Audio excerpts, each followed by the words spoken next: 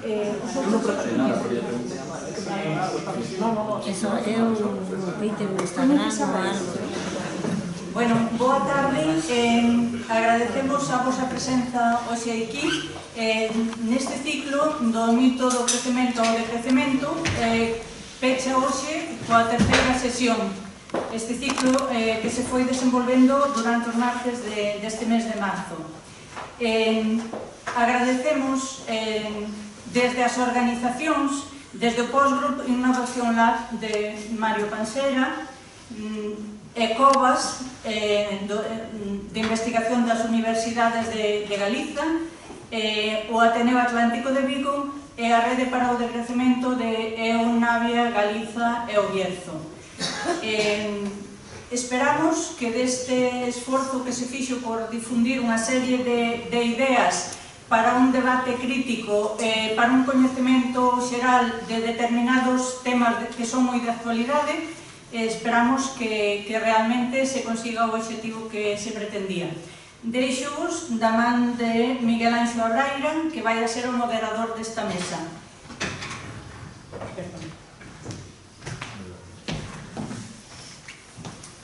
Ben, moitas grazas a todos e a todas por estar aquí, grazas ao Ateneo tamén por organizar estas charlas, gracias a Miguel Rodríguez, a Brais Suárez e a Mario Pansera pois por estarse a participar neste debate sobre economía circular. Miguel Rodríguez Méndez é profesor do Departamento de Economía Aplicada da Universidade de Vigo, está no medio, sabéis os rótulos. Brais Suárez Eiroa é investigador postdoctoral no Postgroup Innovation, iso así máis ou menos, non? Mario Pansera é doutor en Administración de Empresas e director do Postgroup Innovation.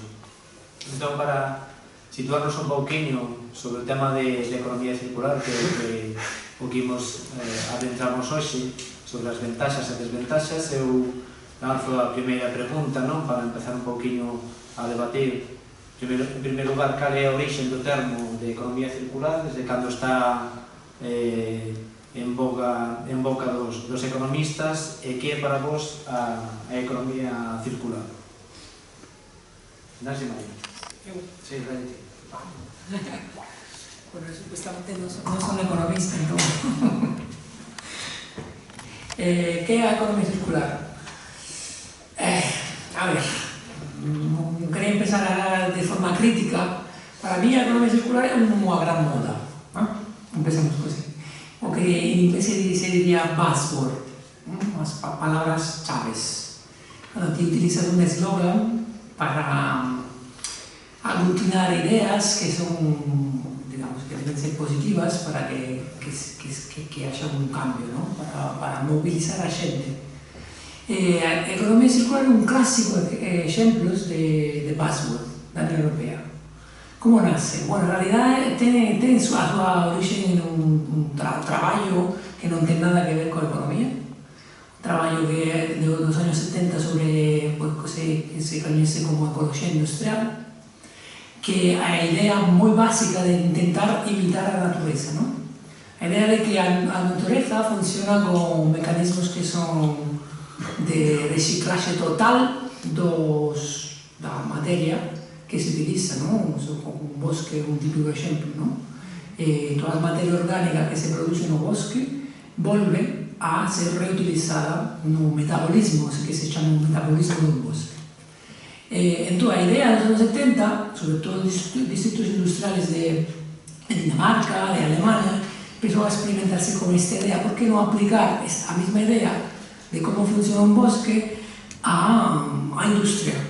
Porque o residuo de unha empresa pode ser o input ou as materias primas de outra. Empezaron a facerse experimentos hasta que se non lembro mal, no ano 74 se fixo un primer clúster industrial en Dinamarca, super famoso, donde se xuntaban unidades productivas cuyo input eran os output de outras unidades productivas, ¿no?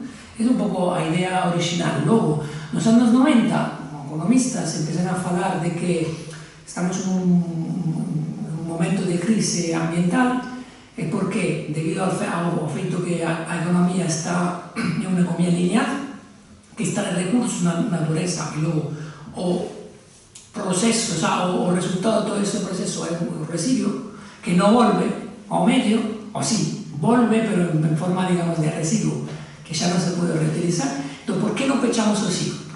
¿Por qué no transformamos esta cadena lineal en algo circular? ¿No? Se inventa o termo economía circular, no, 92 creo. Y luego, ¿qué pasa? En los años 2000, como ya estamos en plena crisis climática, en realidad lo que fue de verdad famosa, o eslogan de economía circular, fue una fundación inglesa, el MacArthur Foundation, que coge la idea de economía circular y hace un report. En el report se dice, estamos conscientes de que tenemos problemas ambientales muy grandes, estamos conscientes que hay un problema de incompatibilidad de crecimiento económico, aumento do uso dos recursos e a sostenibilidade ambiental, pero non nos preocupemos, porque temos un modelo económico que nos vai a salvar, a economía circular. E a Unión Europea colle a idea de economía circular do report da Helen Carter Foundation. Aquí podemos estar días e días falando de por qué foi así, porque isso non foi un proceso natural. Foi un proceso que fue el resultado del lobby de personas que estuvieron allí, personas que vienen de empresas allí haciendo lobby en la Unión Europea para que aceptase este modelo, ¿no? Y en la Unión Europea, en 2012, publica o que se llama Circular Economy Action Plan, o sea, un plan de acción para la economía circular, donde lo que fai simplemente es coger todas las políticas de gestión de residuos a partir de los años 90 hasta 2012, y fai un rebranding, como se diría en galego, y pone otra etiqueta. Ya no se llama gestión de residuos, ya se llama economía circular, porque mola más. Entonces un poco a historia de dónde nace la economía circular, ¿no? Y claro, dentro de la economía circular hay temas que tienen que ver con la gestión de residuos, con reciclaje,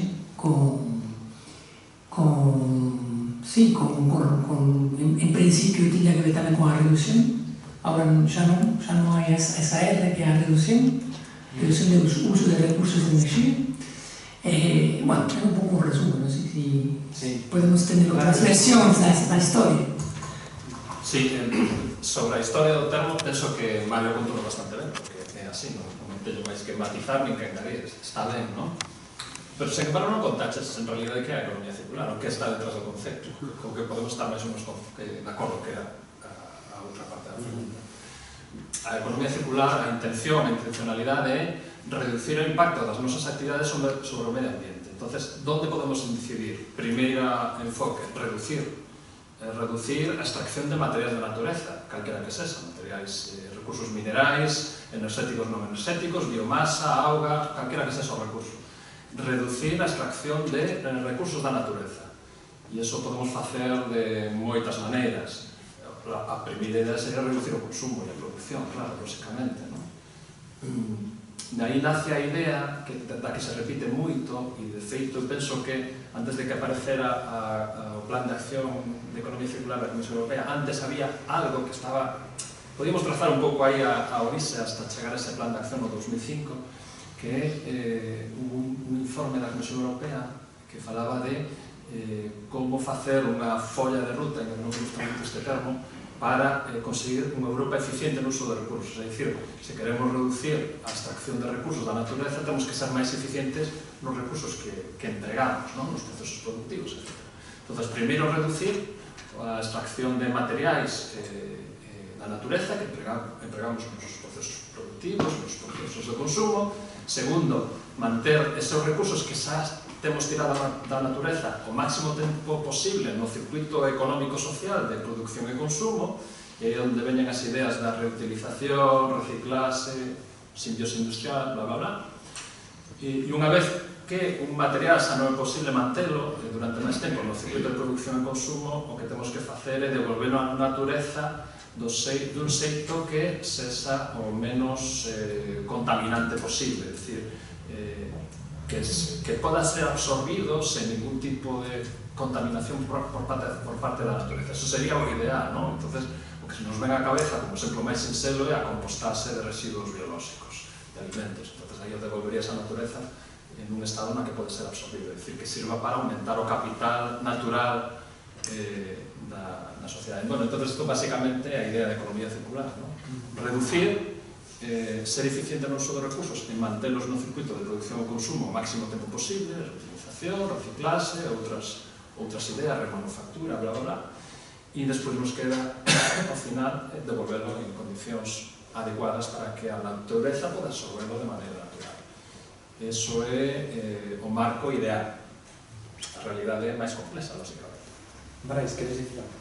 Sí, bueno, siguiendo un poco la línea de lo que están diciendo Mario y Javi, para mí sobre todo es un concepto que hay que verlo como algo complejo en sí mismo. Quiero decir, no hay una definición exacta de lo que es, y lo que pasa al final con eso es que en función de lo que vayas a leer, de la estrategia que vayas a ver, vas a encontrar una serie de acciones que a veces tienen que ver con reciclaje, a veces tienen que ver con reparación, a veces tienen que ver con reutilización, a veces tienen que ver con energías renovables, incluso en algunas estrategias puedes encontrarte cosas, con pasar a materiales renovables, biodegradables, etc. Entonces, en cada estrategia, depende de quién mire la idea de economía circular, va a incluir unas cosas u otras, ¿no? Parece que, o sea, lo que decía Miguel es un poco, sobre todo, lo que más comparten todas esas estrategias, ¿no? Y lo que podemos estar más o menos de acuerdo en que suele ser lo que conecta esas estrategias.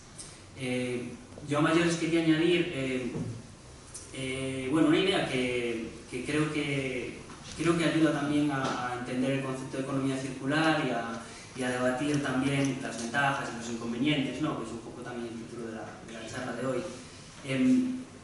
Que es la idea de pasar de flujos monetarios cerrados en un sistema, ¿no? O sea, el dinero se mueve de unos actores a otros y el sistema es cerrado. Y entonces, lo bien que encaja la idea de un sistema donde haces lo mismo pero con materia y energía, ¿no? Y entonces ahora es la materia y energía la que está en un sistema cerrado todo el tiempo, ¿no? Y entonces ni entra ni sale nada, ¿no? Está claro, sabemos que no es posible esto, eso es totalmente imposible, pero encaja muy bien, solapa muy bien estas dos ideas, ¿no?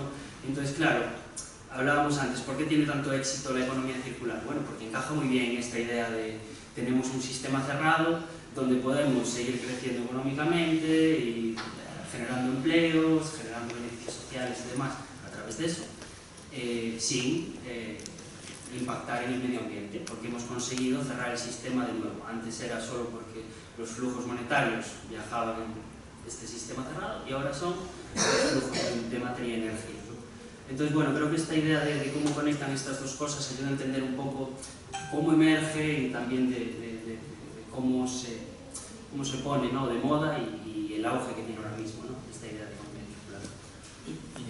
Se me permitís, ademais se pon de moda porque encaixa perfectamente coas necesidades que ten a Comisión Europea, bueno, e os países en xeral, por lo menos do noso entorno, chamémoslle do iso noratlántico, non? Sabemos un pouco as dinámicas que vamos observando na economía mundial dende esa gran aposta pola liberalización dos mercados, incluso no comercio internacional, por tanto, pola gran aposta pola globalización, a apertura de mercados, sistemas de producción baseados en cadenas de valor global, é dicir, xa non se produce aquí, boa parte da manufactura se produce fora, o sudeste asiático fundamentalmente.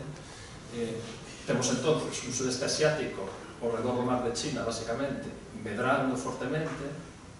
Estuvemos medrando na década do 2000, China, por exemplo, case unha media do 10%, iso significa que en menos de 10 anos se fixo o dobre de grande. O dobre de grande significa que consumes, porque a renda, o PIB é renda, e a renda é consumo, o PIB é consumo tamén, é todo o mismo, producción, renda xerada e o gastas, consumo. Entonces China en menos de 10 anos dobrou o seu consumo de recursos. E iso derivou en todos os impactos que aconteceron desde 2000 nos mercados internacionais de materias primas disparadas, precios disparados. Se ves a evolución dos prezos das materias primas é unha cosa fantástica. Materias primas que se multiplicaron por 2, 3, por 4, materias primas, recursos minerais enerxéticos, non enerxéticos de todo tipo, empezaron a haber os rubos de cobre nos polígonos industriais, todo eso xa sabemos, non? E esa tendencia non caíu, se mantén por ese tirón, non? Dese sudeste asiático en torno ao mar de China, porque claro, China é un 20, quizás algo máis da población do mundo. Se dobran o seu consumo, pues eso ten un impacto brutal sobre os mercados internacionais. Entonces, para proteger a competitividade das nosas empresas e a xeración de renda en Europa, temos que ser máis eficientes no consumo de recursos para protegernos frente a esa volatilidade de precios nos mercados internacionais. E para esa receita de ser máis eficiente no uso dos recursos, intentar ser un pouco máis desto que se fala agora, de ser resiliente frente aos shocks externos, pois a economía circular lle encaixa como guante, porque recolle esa idea, non? Reducir, ser máis eficiente no uso dos recursos, aproveitar os recursos que se manteñan circulando no circuito de producción e consumo. Bueno, aí estamos. Decía Brais que tiña un certo grado de moda, tamén o dicía Mario, non? O tema do termo economía circular. Antes de falarse de economía circular, eu lembro, porque son de cerca de Ferrol, que estuvera de moda o biodiesel, non? E os coches iban funcionar todos con biodiesel. En Ferrol cidade instaláronse con subvencións dúas empresas de biodiesel, ninguna delas chegou a funcionar, non? Entón, canto hai de aposta real realmente por economía circular por parte dos estados que están apostando por isto, e despois como entra o factor enerxía, porque Vais decía que, claro, se metemos enerxía no termo circular, non? Pero a enerxía, a termodinámica establece que a enerxía ni se crea ni se destruye, só se transforma, e se a gastamos os bens enerxéticos, como pode ser o petróleo ou o carbón, vai chegar un momento en que ese sexa difícil, non? Ademais de que me gustaría que reflexionarais sobre isto, tamén vos quero preguntar unha cousa. Actualmente, por exemplo, casi todas as placas base dos trebellos electrónicos, todo o sistema electrónico ven de China. E casi todo o que se recicla, reciclase en China. E iso é economía circular.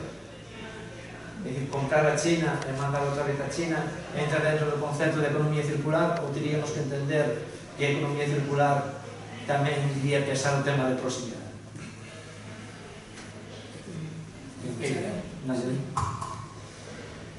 A ver, empezamos con un concepto que creo que introdució Brais muy bien, o tema da enerxía. Si bien algunos materiales sí se pueden reciclar y se deben reciclar, o que no se puede reciclar es la energía. Por eso el concepto de economía circular científicamente es un concepto anticientífico. Que la economía no puede ser circular, la economía siempre es disipativa. Como todos los procesos, si podemos escuchar la puerta, como todos los procesos económicos, o como todos los procesos físicos, economía, intercambio, producción, intercambio de productos y servicios, tiene que ver con la materialidad de nuestra existencia, ¿no? La producción de este artefacto aquí tiene que ver con petróleo, plástico, de petróleo, transporte, y etcétera, etcétera. Entonces, si bien es verdad que algunos materiales se pueden reciclar, y luego podemos hablar de los límites de reciclaje, ¿no? Porque también hay límites, o que llamaba Georgescu Rogan, economista austroamericano, llamaba o quarto, o terceiro principio da termodinámica. A enerxía non se pode reciclar, a enerxía se disipa. Son de Nápoles, cando facemos unha pizza, necesitamos de enerxía para facer a pizza, non? E materiais. Enerxía en forma de leña. Cando eu quemo unha leña dentro de un forno, o que fago é producir calor. É unha forma de disipación de enerxía. Eu non podo volver a facer unha pizza con o calor que se disipa. Entón, o límite grande do concepto de economía circular é iso. Que se crea a ilusión basada no concepto de economía neoclásica que o círculo económico dos cartos, do dinheiro, é infinito, porque si é posible, teóricamente, de feito, todos os manuales de economía empiezan con isto, o círculo pechado da moneda, realidad, la naturaleza no funciona así. No hay círculos pechados. E incluso o bosque, ¿no?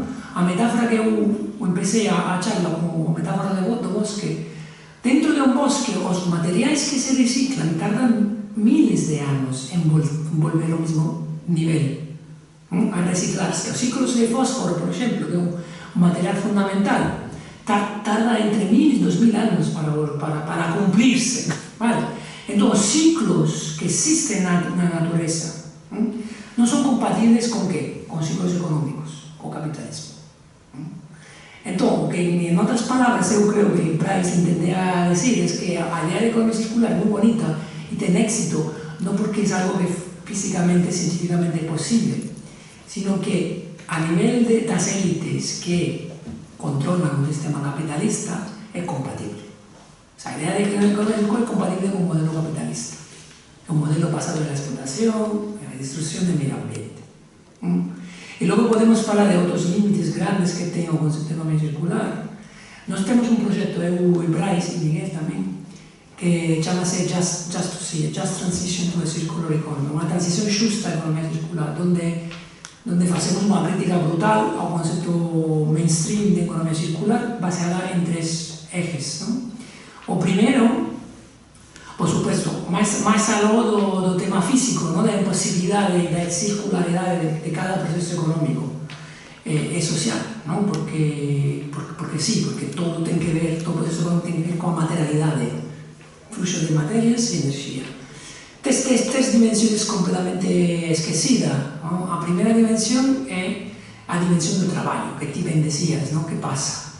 Que pasa si facemos cosas en China, logo consumimos en España e logo volve a ver a China. Nos dentro do proxecto temos un partner en Ghana, porque pouca xente sabe que o 60% dos residuos electrónicos de Europa, móviles, pantallas, ordenadores, se recicla entre comillas en Ghana, termina en Ghana, quemados por niños y mujeres sobre todo, para recuperar las pocas cosas que quedan, minerales. Entonces, completamente, una dimensión completamente esquecida por el discurso dominante de economía circular es a dimensión geopolítica, o que se llama dentro de ecoloxía política a justicia ambiental.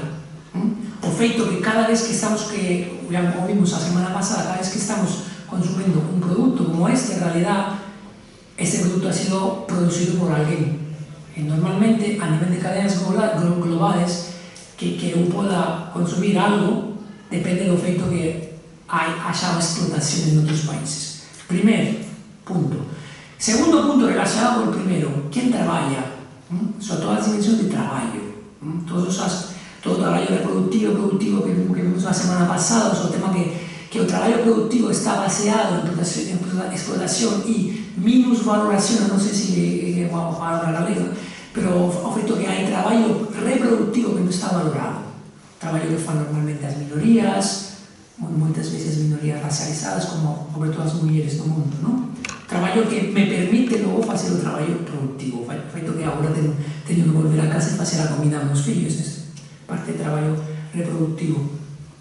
E logo o temas que están relacionados tamén con eso, con o tema de xénero, que todo este proceso global, esta cadena de explotación global, ten un sesgo de xénero, que moitos do valor que non se calcula é valor que é producido por mulleres ou persoas que están nunha situación de marginalización social. Entón, dentro do noso proxecto intentamos dar unha visión alternativa da economía circular, partendo da idea que ningún tipo de proceso económico pode ser circular, sino que sempre é disipativo, e facendo preguntas políticas. O sea, a economía circular convencional, el Mercado Foundation, Unión Europea, Estrategia Nacional Española de Economía Circular, hai unha estrategia tamén galega, fan preguntas de tipo como podemos pechar o ciclo, como podemos pechar o ciclo, pero ninguén se pregunta por que ha producido o que producimos, quen produce e por qué. Por que temos que producir e consumir agua embotellada? cando non é nin unha maneira eficiente nin unha maneira xusta de consumir auga, non? Todo o contrario, é o peor que se pode facer, iso. Entón, introducir preguntas políticas quere decir tamén para darle alternativas.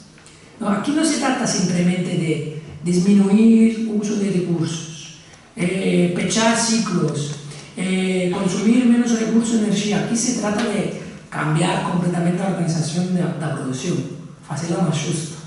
E, sobre todo, cuestionar que producimos. É xusto producir o que producimos? É xusto ter iPhone, por exemplo, o smartphone? Estas son as grandes preguntas que a idea convencional de economía circular non fai. E que sí se fan dentro de economía ecolóxica, dentro de ecoloxía política, todos de crecemento, post-crecemento, estudios, digamos, críticos. Porque aquí non se trata simplemente de aumentar a eficiencia da economía, porque además sabemos, e aquí concluyo, sabemos que aumentando a eficiencia do utilizo de recursos, o resultado non é que vamos a ter un aforro, ou todo ao revés. Canto máis eficiente é a explotación de recursos, máis rápido é a súa explotación. Se chama efecto rebote. Quere decir que se temos coches máis eficientes ou bombillas máis eficientes, o resultado non é que vamos a consumir menos enerxía. O resultado é que vamos a consumir máis enerxía. Por un efecto de rebote directo, que é dicir que se eu gasto menos en coche, podo conducir máis. O efecto indirecto, que é dicir que aforro cartos, entón ao final do ano, os cartos que aforrei de gasolina, me podo ir de vacación ás Maldivas. Entón, o aumento de eficiencia é un engaño. Aumentar a eficiencia dentro do sistema económico non fai que gastemos menos os recursos. A menos que non ponemos en marcha políticas de límites, de top. En Galicia, este ano vamos a consumir X megavatios de enerxía. Así sí. Pero iso quere decir introducir un control na economía, que é algo tabú na Unión Europea. Iso quere decir planificación. Iso é un soviético. Entón, e de verdade termino, eu gosto falar destes argumentos utilizando unha frase de Antonio Gramsci, un compaisano, fundador do Partido Comunista Italiano, que dixo, quando ele foi encerrado na cárcel por Mussolini durante 20 anos, ele dixo: un momento de crise é un momento en que o vello loita para non morir e o novo ainda non está completamente formado para ser unha alternativa. Estamos en este momento. A economía circular, para mí, como discurso político, é o vello que non quere morir. E para poner unha alternativa factible temos que, bueno, eu he feito iso un partidario de quedarnos con o nome de economía circular e ocupar o nome de economía circular e cambiarla, non? Unha economía circular que sea xusta e que sea, digamos, realista, científicamente válida. Xa termino, porque senón... Sí, porque ao final, cando falamos de economía circular, pretender que unha economía sexa 100% circular é unha estupidez, por lo que xa comentou Mario, comentou Brais, que sexa 90% circular igual. É dicir, desde o meu punto de vista, o concepto de circularidade só é posible ata certo grado. Non sei, vou inventar, podemos ser un 30% circulares, un 40% circulares, pero ao final nos vamos a topar con límites físicos. Entón, a única solución, si queres avanzar o suficiente en circularidade, pensemos así, é en reducir. E en reducir te atopas coas barreiras que comenta Mario. Por exemplo, mellorar a eficiencia, efecto rebote, ou podemos pensar, se nun mundo tremendamente globalizado, baseado en deslocalización dos procesos productivos que fai que a produción de determinados produtos sexa moi eficiente, ao menos en termos económicos, eficiencia económica, non tanto eficiencia física en uso de materiais, pois claro, nos leva a explosión de problemas que antes non teñamos. Entonces temos a invasión da moda textil rápida, de vida útil curta, xente que como é tan eficiente económicamente producir algo, pois tes roupa por 10, 15 euros, que entón non te do a man cambiar cada ano de prenda. Entonces, é unha loucura, porque é xusto o contrario da economía circular. Entonces, é certo o que di Mario que que a eficiencia non é a solución, resolve problemas, pode axudar a ser a economía un pouco máis circular, pero ao final chega un momento en que tens que pensar en reducir, porque que senón non ten moito sentido. Entón, temos que comezar a pensar en, bueno, igual non podo tomar froita fora de temporada, porque eso ven de Chile, do Sudáfrica, e isto, desde o punto de vista de circularidade, se pensas en uso de recursos e proximidade, pois non ten moito sentido. Consume o que se esa na túa contorna de temporada, porque non tens necesidade de tomar unha fresa en decembro, espérate a que se esa tempada. Que en dí eso é outras cousas, non? Pero claro, a economía e as dinámicas empresariais nos levan a gasta, consume, e o cho pone máis barato para que consumes máis, entras nesta dinámica de máis consumo, e iso é xusto o contrario da circularidade. A circularidade ten que ser outra cousa. ¿Vais? Bueno, no sé si puedo sumar mucho más a lo que dijeron, la verdad, pero bueno, al menos trato de resumirlo de alguna manera. Preguntabas por el discurso encaja, claro, al 100% en el modelo que tenemos hoy en día, en el sistema político que tenemos hoy en día, ¿no? Entonces, claro, con esta idea de generar un sistema totalmente cerrado, ¿no? Donde no entra ni sale materia ni energía, pues nos evitamos el problema del impacto ambiental, ya está, solucionado, ya somos sostenibles, y con ello también evitamos el preguntarnos qué pasa cuando hay deterioro ambiental, ¿no? Y la relación política de ese deterioro ambiental, ¿no? Todo lo que hablábamos de ecología política, ya está, tema fuera, entonces nada, la economía circular va a ser siempre buena, ¿no? Y dentro del sistema, pues la economía circular no cuestiona el propio sistema, entonces pues también es bueno. Entonces es como, claro, encaja y la economía circular, ¿cuál es el problema que tiene al final? Lo verbalizaba Mario antes, que era que no tiene política, no tiene el debate político detrás, y ese es el problema que tiene la economía circular. Claro que está bien que reciclemos, que reutilicemos, que reparemos, pero sin debate político no conseguimos que eso se haga de la manera adecuada, ¿no? Y se forman, como presentamos antes, nuevas formas, incluso podríamos llamar de colonialismo, ¿no? A día de hoy, con esto de llevar los residuos a otros lados del planeta y llevar los problemas allí y generar otros problemas allí, ¿no? Pero también es cierto que estamos aquí ahora debatiendo de esto, y eso es algo positivo. Entonces, bueno, creo también que la economía circular abre la oportunidad de estar hablando de estas cosas que a lo mejor hace 10, 15 o 20 años no estaba siendo tan fácil de hablar de ellas. Entonces yo también lo veo como una oportunidad para introducir cosas que creo que muchos aquí pues compartimos, ¿no? Y de hecho se está viendo que están pasando en las estrategias muchas veces de economía circular, aparecen cuestiones de economía colaborativa, aparecen cuestiones comunitarias, aparecen, bueno, cosas que antes eran impensables, que no se debatían en el marco del desarrollo sostenible de principios de siglo, ¿no? Entonces, bueno, se abre esta puerta, esta posibilidad, y se ve también que, bueno, poco a poco, pues bueno, van cayendo ideas y iniciativas que de alguna manera van abriendo espacio a lo mejor otros modelos que nos gustaría que llegasen. Di Alicia Valero, que é profesora da Universidade de Zaragoza, tamén unha persoa que ten profundizado bastante sobre a economía circular, que máis ben diríase chamada economía espiral, porque de cada, por exemplo, la pongo exemplo que de cada 4 coches eléctricos poderíamos reciclalos sendo moi eficientes e obter outros 3. Non podemos sacar de 4 coches reciclados eléctricos a obter outros 4, quedaríamos en 3, por tanto sería unha economía en espiral, non?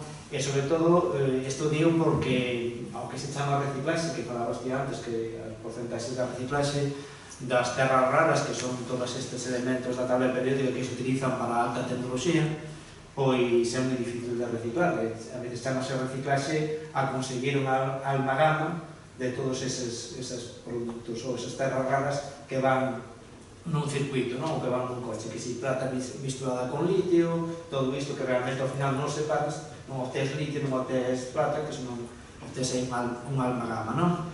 E di Alicia Valero que un dos principais problemas para apostar decididamente pola economía circular é o deseño, que os aparatos non están deseñados para a reutilización nin para a reciclaxe. E a miña pregunta é, dado que a economía circular é algo que está intentando desde os estamentos políticos de Europa e do Estado, o apostar por ela, cando menos de cara a galería, para saber realmente se hai unha aposta decidida. A pregunta sería, desde o meu lado, que financiación, como dicedes vosotros, ten establecido a Unión Europea e o Estado español para implementar a economía circular, se existe legislación que force a que os novos produtos que se deseñen sean encadrados dentro da economía circular, é dicir, que se permita a reutilización, a reciclaxe.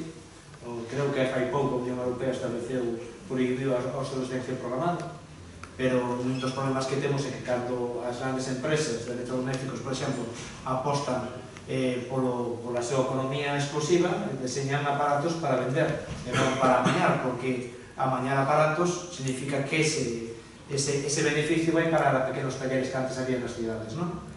Se existe algún camiño por parte da Unión Europea e do Estado español para que a economía circular se establezca nos deseños dos novos produtos, e despois se tenéis algún dato de cantos cartos destes dos Next Generation que se gastaron a tutiplén foron pagar a economía circular. Seguimos a ronda, digamos. A ver, a Unión Europea ten un programa grande, xa que chamase o plan Action Plan, el Plan de Acción de Economía Circular, que empezó con uns cantos 1.000 millones de euros, agora non sei, o mellor Miguel sabe máis que un temas de números. E logo ten accións varias. Por exemplo, todo o tema que ti falabas da obsolescencia programada, hai un debate agora nestes últimos 2 anos sobre o right to repair, o dereito a reparar, que é un movimento que empeza en Estados Unidos con páginas web como iFixit, donde te enseñaban a reparar cousas. Por exemplo, se te estropea o móvil, como podo facer, como podo repararlo eu, non? Sin atender as tendas.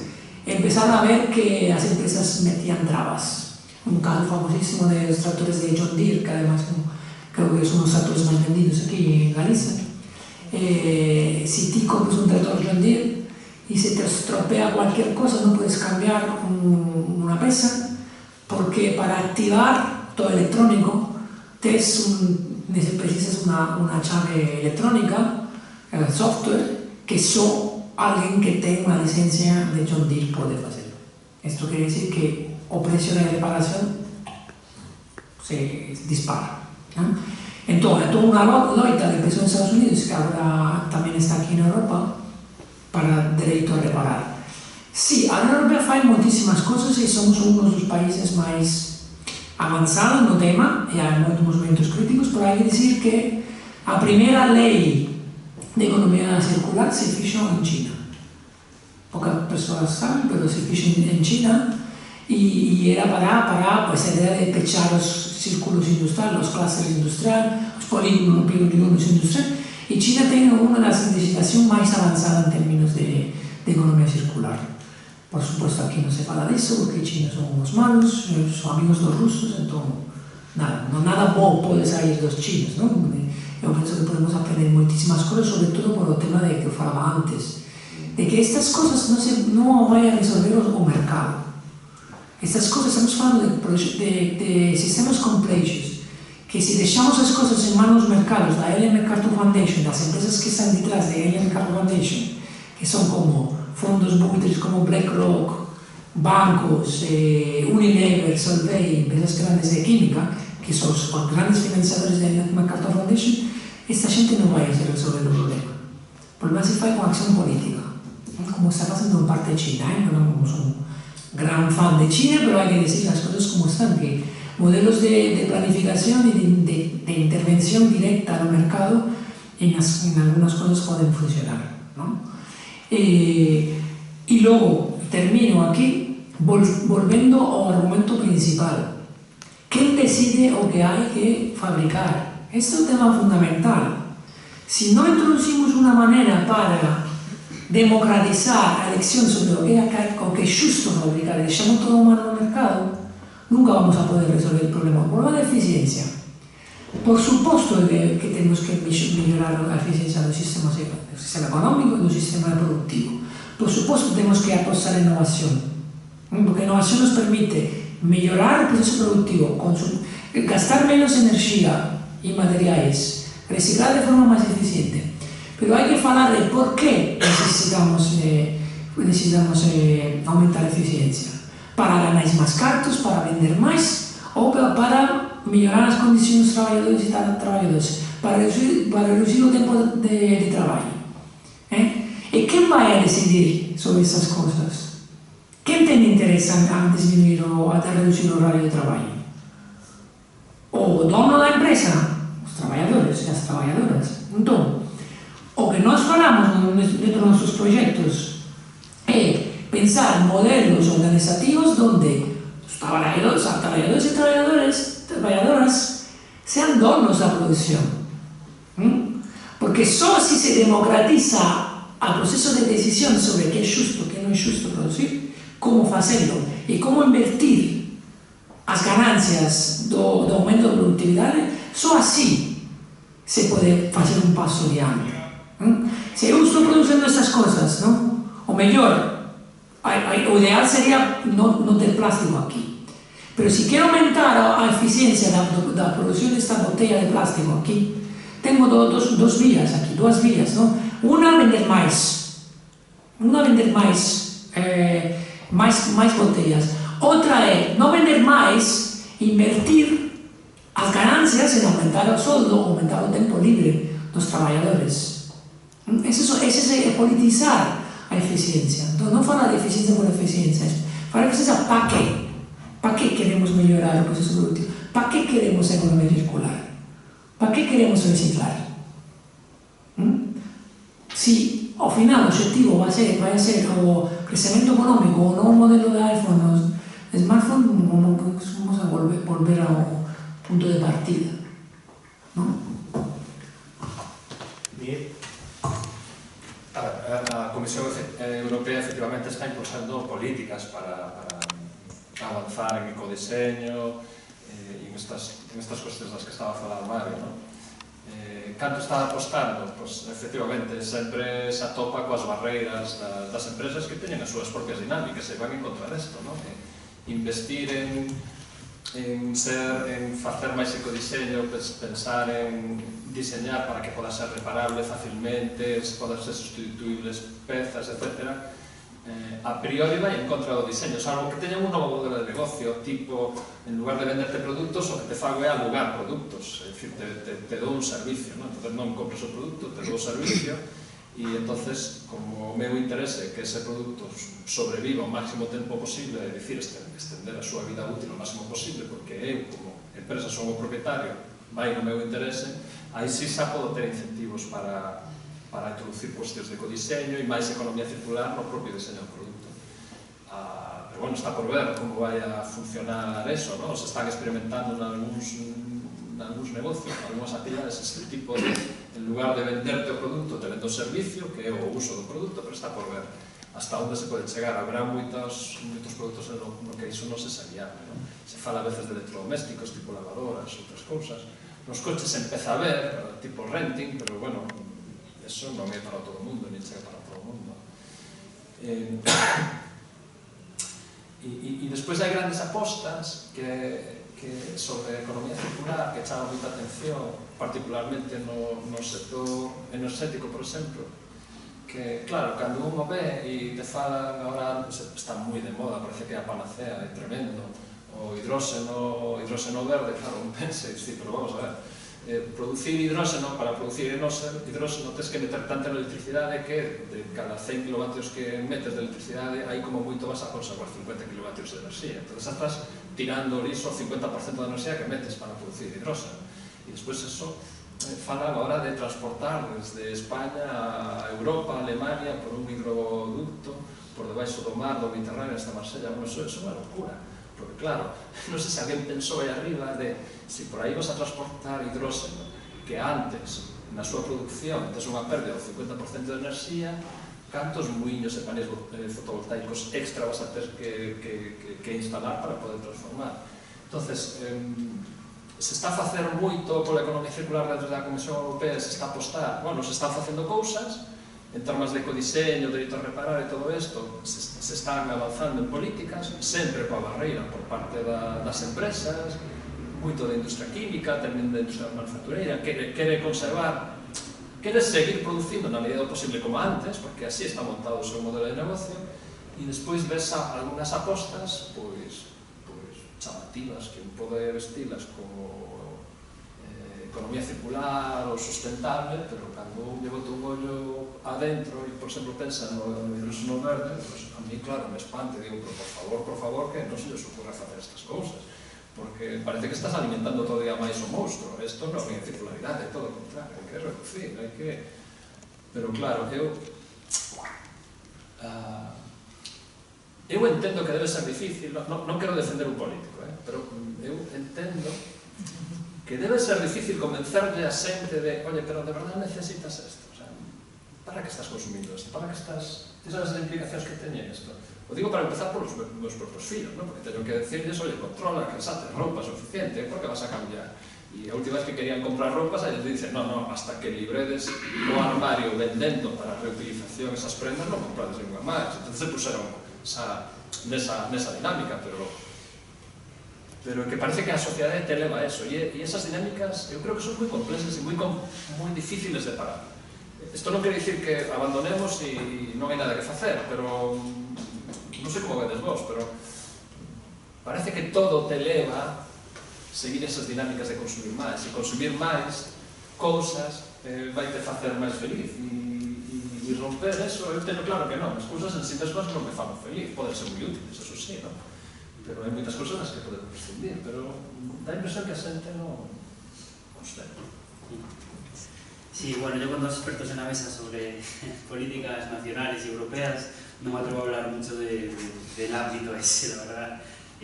Puedo hablar desde mi experiencia, de los pocos años que llevo en academia, he estado ya en los proyectos de investigación europeos sobre economía circular, y alrededor Miguel Amayores tiene otros, y parece que sí que hay bastante iniciativa en el mundo, o sea, desde la perspectiva de tratar de entender cómo poder dar pasos, y en muchas direcciones diferentes, ¿no? Desde la parte tecnológica hay un montón de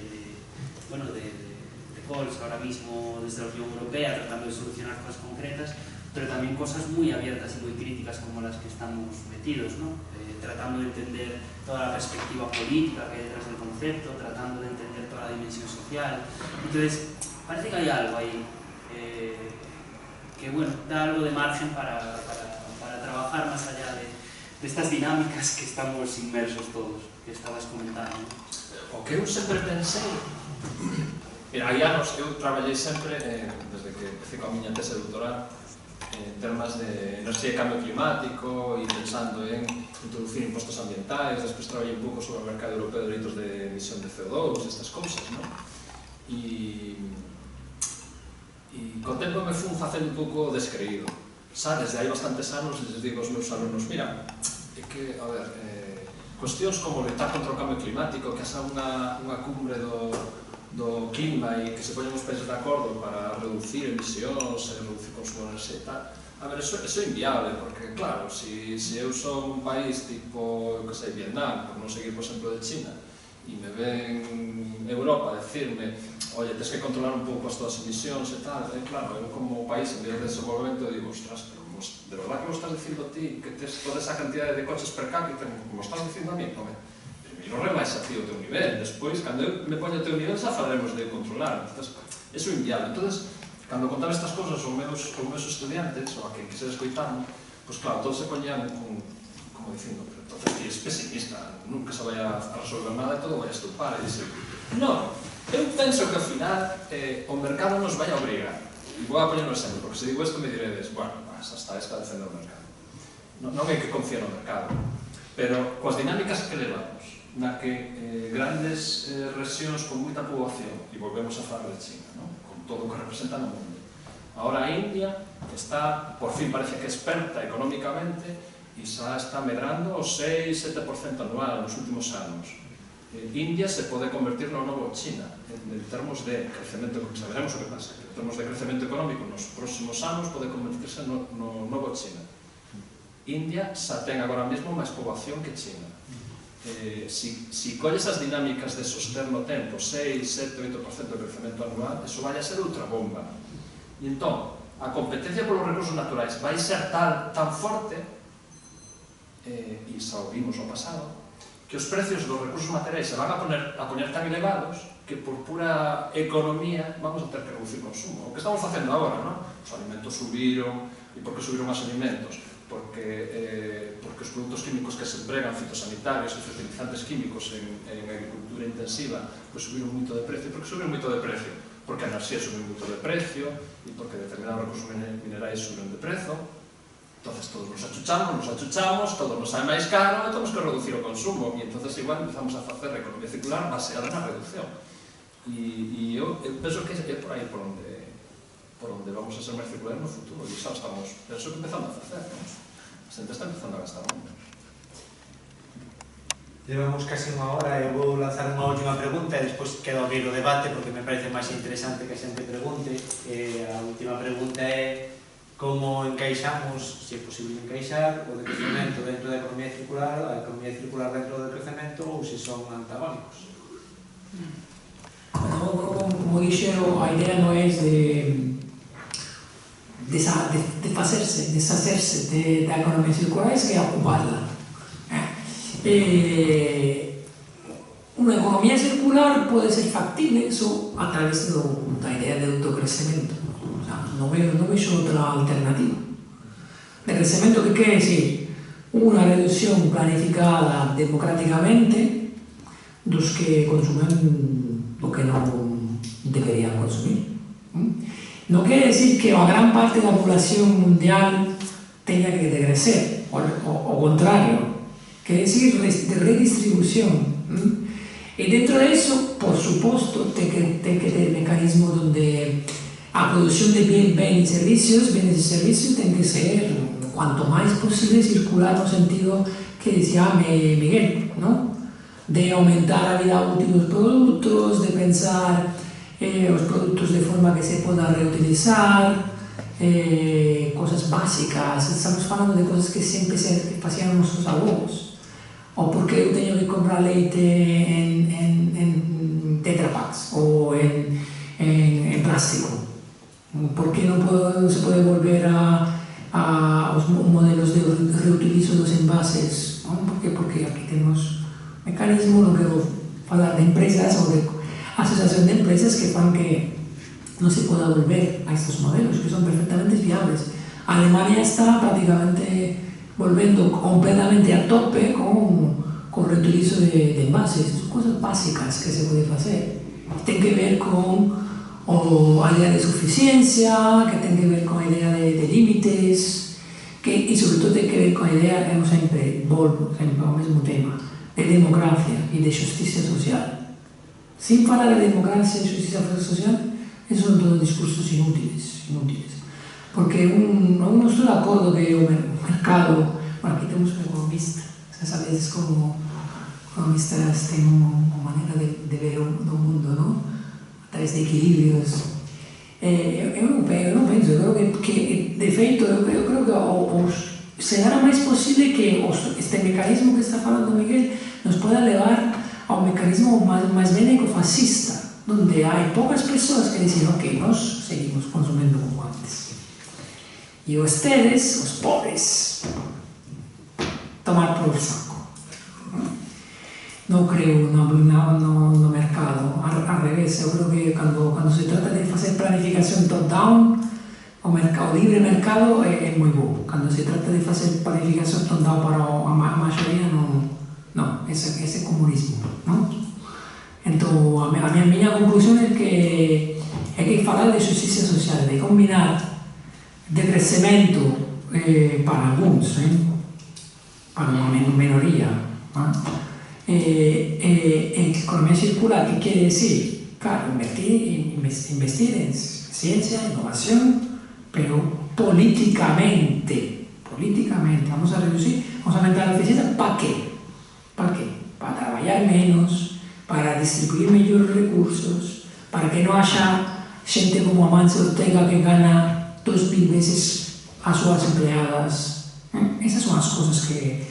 E termino diciendo que esas cosas non se fan introduciendo un Circular Economy Action Plan na Unión Europea, non se fan introduciendo unha estrategia de economía circular na Xunta, se fan a través da acción política, baixando na rúa. Y porque todo lo que falamos a semana pasada, todos os grandes avances sociais dos anos 60, 70 se consiguieron con a loita social. Eu non coñezco outro camino, non coñezco outro camino. Sí, seguindo co argumento de Mario, claro, que se non introduces algún tipo de control ou restricción, efectivamente, eso, a economía circular levado aos seus últimos extremos, ten uns impactos distributivos brutais, non? Ahora queremos tener unha economía climáticamente neutra no 2050, vale, moi ben, e como facemos? Pois, en principio, unha das primeiras cosas que hai que facer, xa o sabemos, non lo anunciaron, temos que electrificar o transporte, vale, moi ben, pois entonces nos vamos a coches eléctricos, que son bastante máis caros, e entonces un pensa, bueno, pois entón, a xente con menos, haberá unha parte da poboación que agora ten automóvil, non o vai a poder ter, e pensas un pouco máis alá e dices, ostras, pois entonces a xente que vive no rural está fastidiada, menudo golpe vai a levar, e cando estamos agora promovendo que a xente se vai ao rural, que hai que volver, que se está despoboando, a ver, isto é contradictorio, que faz, non? Entonces, que faz? Lles dis, pues nada, te quedas en vehículo, tens que renunciar a él, ou tens que volverte á cidade e abandonas ao rural definitivamente, con todo o que se implica, ou pues terás que facer algún tipo de política redistributiva. Entonces aí esa entra a política, é moi importante, porque é que senón é complicado. E eu non me podo imaginar que a xente do rural no 2050 non poda ter automóvil, algo terás que facer con eles, entonces terás que introducir políticas. Eu algo do que era bastante descreído hai anos co tema da reducción da xornada laboral, claro, se pensas en que hai que reducir, se realmente nos creemos os problemas de cambio climático e todo isto, e unha das principais contribucións de ser máis circular é reducir o impacto climático, porque detrás de toda a extracción de recursos hai enerxía e hai emisións de gases de efecto invernadeiro. Pois unha maneira de reducir é facendo que a xente traballe menos e, por tanto, gaste menos ou consuma máis de outra cousa, de ocio, de relacións familiares, sociais, e consuma menos cousas, non? Entonces, isto do que antes era bastante descreído, me parecía tremendamente radical, todo isto moi comunista, isto tremendo, non? De reducir a xornada laboral. Home, se un te acabas creendo da economía circular e que hai que reducir, pues igual ten todo o sentido do mundo. Vale, bueno, o sea, yo creo que el problema principal para conectar, digo, la economía circular con el decrecimiento es el foco, ¿no?, que colocamos a la hora de aproximar el concepto de economía circular. Entonces, claro, no sé, escribí así un par de ejemplos ahora de cosas que se hacen dentro de la economía circular, de cómo se hacen y cómo se podrían hacer un poco, ¿no? Pensando en, primero, que por ejemplo, si aumentamos la tasa de reciclaje, pues la economía circular, digamos que va de maravilla, porque es lo que mide, ¿no? Medimos si estamos reciclando más, entonces estamos yendo bien. Pero eso no implica en ningún momento que estemos reduciendo la cantidad de consumo de cosas en general, ¿no? O simplemente el modelo que tenemos aquí, por ejemplo, en España con Ecoembes mismo, ¿no? Quiero decir... Lo dijiste al final. Perdón. Aquí la mencionaste antes, que no quería. Perdón, ya lo sabemos. Bueno, que el modelo en sí es un problema, ¿no? Lo que hay, entonces, que es el modelo en sí lo que es el problema. Reciclar, evidentemente, es bueno, ¿no? Entonces, hay que ver qué otro modelo podría encajar mejor. Meto aquí el tema de vamos a tener ordenadores, infraestructura en el futuro, tal. Evidentemente, vamos a tener todo eso, va a hacer falta reciclar cosas, ¿no? Entonces, lo que hay que pensar es en la manera, en cómo vamos a organizar el reciclaje de esas cosas. Pensaba, por ejemplo, biomateriales. Bueno, al final utilizas campos para producir cosas, para producir materiales después. Pero ¿qué hay detrás de todo eso, no? qué personas están detrás, qué dejas a lo mejor de producir en esos lugares, etc., ¿no? Reparar se puede hacer de 1000 maneras diferentes. Mario explicó perfectamente antes el tema del derecho a reparar. Claro, si afrontas la reparación como tengo el móvil y el único que puede reparar es la empresa, pues vamos mal. Pero si todos tenemos herramientas disponibles para poder reparar, pues vamos mejor. Entonces, más cosas, compartir coche a través de una plataforma de una empresa o a través de una plataforma cooperativa, ¿no? Etcétera. O sea, la lista es interminable. Quiero decir que la economía circular y el crecimiento son compatibles, sí. El problema es darle política a la economía circular, debatir, discutir la política que hay detrás para poder encajarlos, claro. A día de hoy cuesta ver que las iniciativas que hay detrás de la economía circular encajen bien, pero que el potencial yo creo que está ahí, vamos. Moi ben, pois abrimos un turno de preguntas. Se alguén quere preguntar, que levanta a súa monceña.